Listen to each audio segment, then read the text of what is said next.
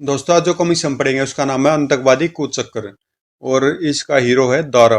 ये इसकी first comics है और ये जासूसी कॉमिक्स है और ये इंद्रजाल वालों की कॉमिक्स है। तो पढ़ते हैं इसको। आतंकवादी कूचक्कर। खुफिया विभाग के मुख्यालय में चीफ श्री राव परेशान थे। यह तो हद है। बंदरगाह पर विस्फोट, मालगाड़ियों का पटरियों से उतरना, आधुनिक हथियारों की बाढ़ और इन सब के पीछे जो मुख्य अपराधी है उसका कोई सुराग नहीं है हमारे पास। अचानक टिंग टिंग। आप लोग जरा बाहर जाएंगे। डिप्टी डायरेक्टर चार्ल्स, सचिव राज सिंह और सहायक डायरेक्टर स्वामी बाहर चले गए। राव बोल रहा हूँ। आंतरिक सुरक्षा मंत्री का फोन था। दुश्मन को पकड़ने में और कितना वक्त लगेगा? हम पूरी कोशिश कर रहे हैं सर। साफ है कोशिश पर्याप्त नहीं है। आप कुछ भी कीजिए पर गिरोह को पकड़िए। जी सर। राव ने चैन की सांस ली। उससे संपर्क करना ही होगा। एक अलमारी से राव ने वायरलेस सेट निकाला।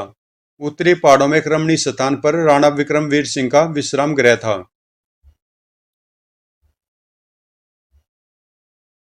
युवा राजकुमार वहां अकेला रहता था। पास ही उसकी जमीन थी। राणा विक्रमवीर सिंह को लोग प्यार से राजा साहब कहते थे। स्वास्थ्य के लिए वह तैरा करता था। जिस गति से वह तैरता था उसके अभ्यास और शारीरिक ताकत का प्रतीक थी। कोडलेस फोन की घंटी बजी। टिंग टिंग। टेलीफोन उसी का होगा। हेलो दारा। बहुत कम लोग जानते थे कि देश के कुछ अति महत्वपूर्ण लोग राणा विक्रमवीर सिंह को दारा के नाम से भी जानते थे। खुफिया विभाग का चीफ ऐसे लोगों में से एक था। Hello sir. आज शाम होटल पैलेस में मिल सकोगे? जरूर। 5 बजे, कमरा नंबर 2001 में। फोन रखकर राणा विक्रमवीर सिंह उर्फ राजा साहब उर्फ दारा ने संतरे का ठंडा रस लिया। बढ़िया। बादल गिर रहे हैं। 2 पैर बाद राजा साहब तैयार होकर अपनी प्रिय विदेशी कार की तरफ बढ़े। यह कार उनके एक जर्मन दोस्त ने उन्हें भेंट की थी। कार बुलेट प्रूफ थी जिसमें टेलीविजन, टेलीफोन समेत अनेक आधुनिक उपकरण लगे हुए थे। कार में शक्तिशाली शस्त्र अस्त्र भी लगे थे। ब्रूम। कुछ देर बाद दारा ने होटल पैलेस के अहाते में कार रोकी। यहाँ कोई निगरानी कर रहा है। दारा होटल की तरफ बढ़ा और लॉबी में जाकर एक पर्दे के पीछे से उसने कारों के रुकने के स्थान को देखा। हरी वाली स्टेशन वैगन में 2 हैं। दारा ने लिफ्ट में 20वीं मंजिल का बटन दबाया। चीफ ने दरवाजे पर उसका स्वागत किया। नमस्कार सर। आओ। दारा, तुम्हारी वक्त की पाबंदी को मान गया मैं। वे कमरे में पहुंचे। आपने बाहर निगरानी के लिए आदमी रखे हुए हैं? मेरे आदमी असंभव। मैं तो काफी गोपनीयता बरत रहा हूँ। दफ्तर वाले भी नहीं जानते कि मैं यहाँ हूँ। 3020 नंबर की हरी स्टेशन वैगन में 2 आदमी हैं। कौन हो सकते हैं? पता नहीं। मैंने तुम्हें उस आदमी अग्रो का पता लगाने के लिए बुलाया है जो सारे देश में हो रही तोड़ फोड़ और विस्फोट करवा रहा है। कोई सूत्र है? कुछ नहीं, बस यही पता है कि षड्यंत्र का केंद्र बंबई में है। ठीक है, इस बीच आप शहर में थोड़ा घूमे। तब तक मैं उन 2 का पता लगाता हूँ। ठीक है। चीफ ने निजी टैक्सी किराए पर ली और जब टैक्सी चली तो वह स्टेशन वैगन में चल पड़ी। तो चीफ की जासूसी कर रहे हैं वे। दारा तेज से अपनी कार के पास पहुंचा और कुछ दूरी रखकर स्टेशन वैगन का पीछा करने लगा। स्टेशन वैगन में? वह अकेला कैसे हैं? अभी पता चल जाएगा। चीफ ने भी पीछा करती स्टेशन वैगन देखी। कौन हो सकते हैं ये? कोई नहीं जानता कि मैं शहर में हूँ। वैगन में हमारा पीछा हो रहा है। हाँ, और मुझे लगता है राव जानता है हम उसका पीछा कर रहे हैं। उनमें से एक ने वैगन में लगा टेलीफोन उठाया। नंबर 26 बोल रहा हूँ। हमारा पीछा हो रहा, क्या करें? ओवर। शहर से बाहर चले जाओ जल्दी। और ड्राइवर ने एक्सीलेटर दबाया। वैगन आगे निकल गई। जूम। दारा ने देखा चीफ की टैक्सी बाएं मुड़ गई है पर वैगन सीधी बढ़ती गई। वे भागने की कोशिश कर रहे हैं। दारा ने अपनी कार तेज की और वैगन के पीछे चला। देखते हैं इन्हें। अचानक बूम। दारा ने तेज से ब्रेक लगाई। आगे की गाड़ी में विस्फोट हो गया था। ओ नहीं, खेल खत्म हो गया। कुछ देर बाद होटल पैलेस में चीफ के कमरे में। या तो उन्होंने खुद विस्फोट किया है या उनकी वैगन में कोई प्रणाली थी जिसे सुदूर नियंत्रण से किसी ने सक्रिय किया। पुलिस जांच कर रही है, 1-2 दिन में पता लग जाएगा। इसी तरह के आधुनिक हथियार तस्करी से लाए जा रहे हैं। इस गिरोह को जल्दी पकड़ना होगा। मैं आज रात के विमान से ही जा रहा हूँ। उसी रात दारा बम्बई पहुंच गया। बीच क्लब चलो। जी साहब। बीच क्लब मदन लाल नाम के भूतपूर्व अपराधी का होटल था। दारा ने उसके पुनर्वास में मदद की थी। अब मदन लाल एक सम्मानित नागरिक था।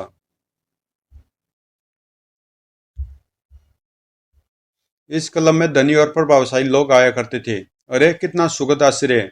कामकाज कैसा है? बढ़िया, तुम्हारी कृपया से दारा। अरे छोड़ो, हम कहीं अलग से बैठ सकते हैं। दारा ने संतरे का रस मंगवाया।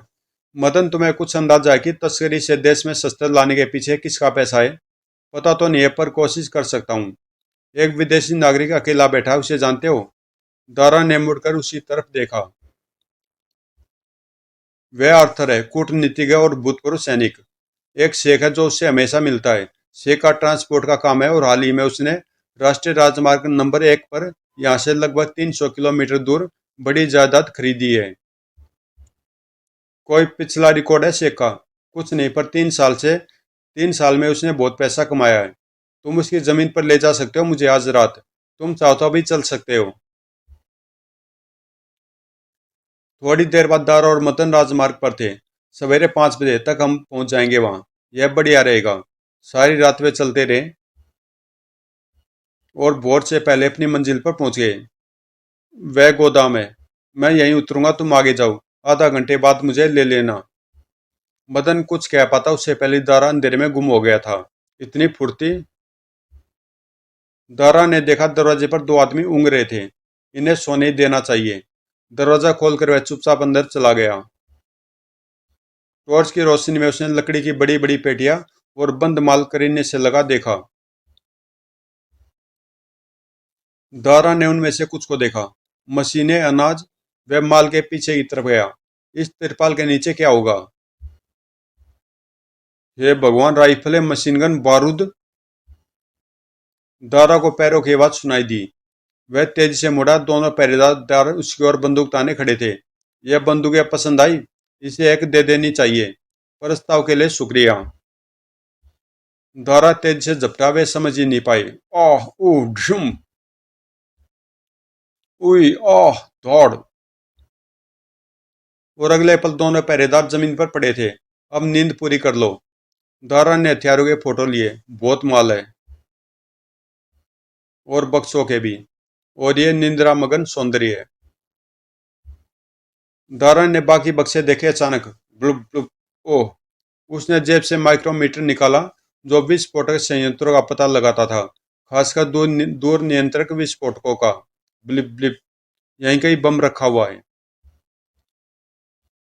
दारा संकेत के सारे आगे बढ़ा। Blip blip! एक बक्से के पीछे बम रखा था। ब्लिप! दूर नियंत्रित। इसे बेकार बनाने की कोशिश से विस्फोट हो सकता है। चिप से संपर्क करना चाहिए। दारा गोदाम से बाहर निकला और बेतार के तार से चिप से संपर्क किया। माल मिला है। राजमार्ग एक 300 किलोमीटर दूर दूर गोदाम में कोई और चीज भी टिक टिक कर रही है। और 1 घंटे बाद संपर्क करना। और दारा ने घड़ी देखी। 10 मिनट है अभी मदन के आने में। वह राजमार्ग की तरफ चला। अचानक बूम! दारा कूदा। गोदाम में आग लग गई थी। अजीब है, किसने किया होगा यह? दोनों पहरेदार तो बेहोश पड़े थे। तभी मदन लाल आ पहुंचा। यह तुम्हारा काम है? नहीं, अपने आप ही हुआ। वे शहर की तरफ चले। मदन, मैं शेख के संपर्कों के बारे में जानना चाहता हूँ। एक दिन दो मुझे। राजधानी में लौटकर दारा रेस्तरां में चीफ से मिला। शेख तो भूमिगत हो गया है। शाम तक उससे शाम तक उसके संपर्कों का पता चल जाएगा। उनका कुछ पता चला जो आपका पीछा कर रहे थे? नहीं सर, जब मैंने गोदाम की बात बताई थी तो और कौन था पास में? क्यों? मेरा सेक्रेटरी सिंह और डिप्टी डायरेक्टर चार्ल्स। क्यों पूछा ये? पता नहीं सर, पर आज रात को जवाब मिल जाएगा मुझे। अपने 5 सितारा होटल से दारा ने मदन लाल को फोन किया। कुछ पता चला मदन? उसका नाम है SS फर्नांडिस। वहीं सारा पैसा लगा रहा है। गोदाम भी उसी का है। शेख तो जायदाद का बेनामी मालिक है। शुक्रिया। अगली बार बम्बई आऊंगा तो मिलूंगा। मुझे खुशी होगी दोस्त। SS फर्नांडिस, प्रसिद्ध उद्योगपति जिसके खिलाफ कई मामले चल रहे हैं। दारा ने चिप से बात की। सर, पता चल गया। अपराधियों को पकड़ने के लिए आपका एक वरिष्ठ अधिकारी चाहिए मुझे। ठीक है, 1 घंटे में मिलता हूँ मैं। खुफिया विभाग के मुख्यालय में चीफ ने सिंह और चार्ल्स के साथ विचार विमर्श किया। मुझे लगता तोड़ फोड़ के पीछे जो आदमी है उसका पता हमें चल गया है। मैंने दारा को काम सौंपा था और हमेशा की तरह उसने गिरोह का पता लगा लिया है। वह आदमी पकड़ लिया गया। आज रात को पकड़ेंगे। मैं उसे गिरफ्तार करना चाहूंगा सर। चार्ल्स जरा बाहर रुको। जी सर। चार्ल्स के जाने के बाद पुराने अजाबगढ़ के बाहर आज रात 10 बजे अपनी कार में इंतजार करना। दारा वहां तुम्हें मिलेगा, वहीं तुमसे संपर्क करेगा। ठीक है सर। कुछ देर बाद चीफ ने होटल में दारा से बात की। 10 बजे सिंह पुराने अजाबगढ़ के बाहर होगा। पर यह बताओ वह आदमी है कौन? उनमें से एक है SS फर्नांडिस। क्या तुम्हें पक्का है? जी सर। शक तो मुझे भी था पर कोई सबूत नहीं था मेरे पास। अभी अखबार वालों को कुछ मत बताइएगा सर। और शाम को 5:45 सिंह दारा से मिलने के लिए चला। इस दारा के बारे में बहुत सुना है, पता नहीं कैसा है। वह पुराने अजायब घर की तरफ बढ़ा। निर्धारित जगह पर जाकर उसने कार रोकी। 10 बजे मिलना था उसे मुझसे और 10 बज गए हैं। अचानक सिंह साहब मैं आगे आ जाऊं? ओह।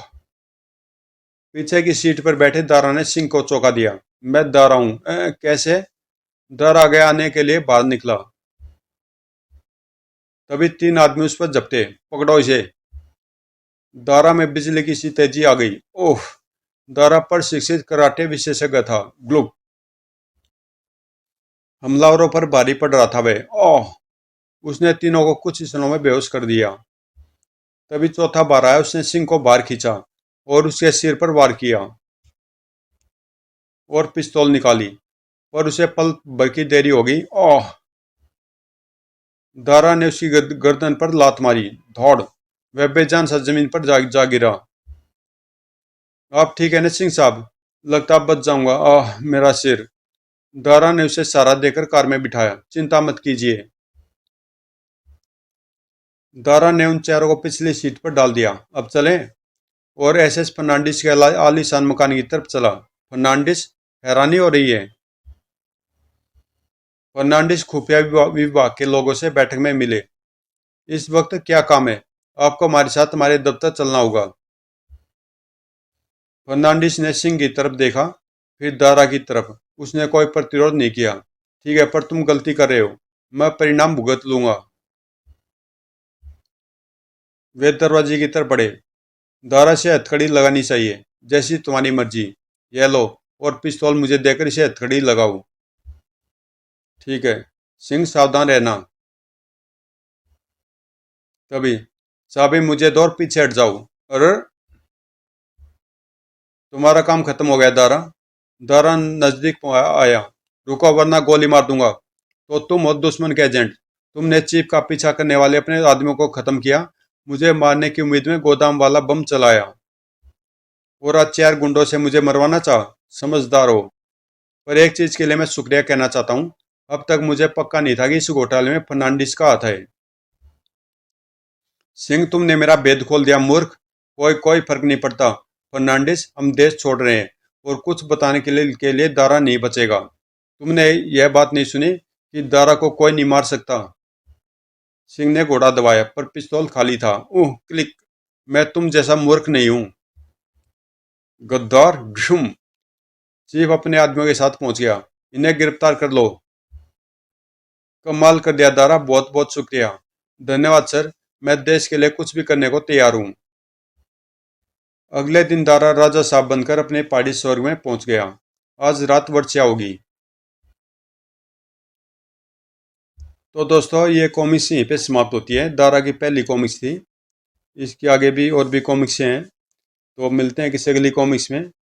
और अगर कॉमिक्स आपको अच्छी लगी तो प्लीज़ चैनल को सब्सक्राइब कर देना अगर आपने सब्सक्राइब नहीं किया तो। और मिलते हैं किसी अगली कॉमिक्स में।